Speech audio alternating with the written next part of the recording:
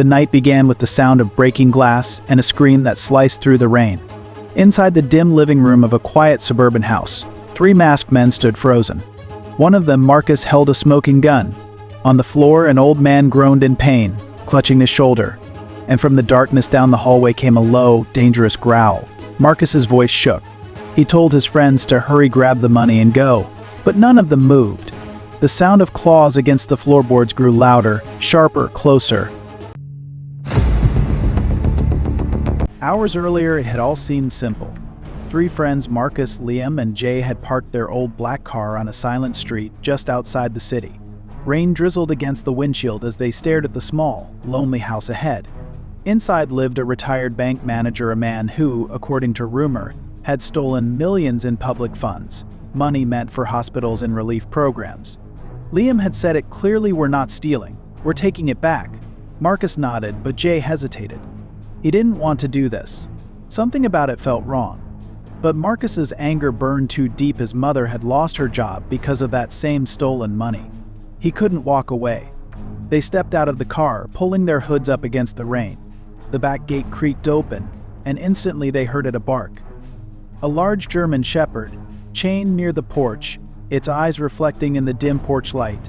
It didn't stop barking. It just stared, watching, waiting. They moved fast, ignoring the warning. Through the kitchen window, they slipped inside. The house was quiet, filled with the smell of old furniture and damp wood.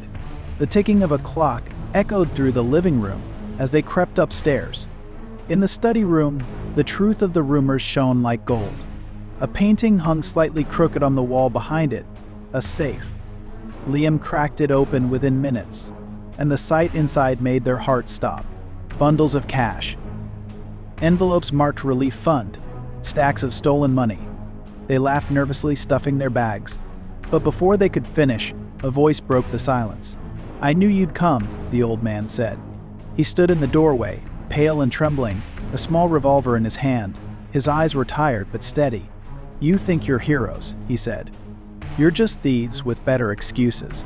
Marcus tried to reason with him, but it didn't matter. The dog downstairs had gone silent. And silence from a guard dog never meant safety.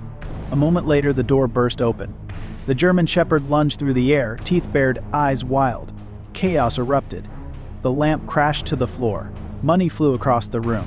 The dog tackled Marcus to the ground, biting deep into his arm. He screamed, thrashing, as Liam tried to pull the animal away. Jay swung at it with a chair, shouting, panicking, but the dog was relentless. Then came the sound of sirens, faint but growing. Blue lights flickered outside through the rain-soaked window.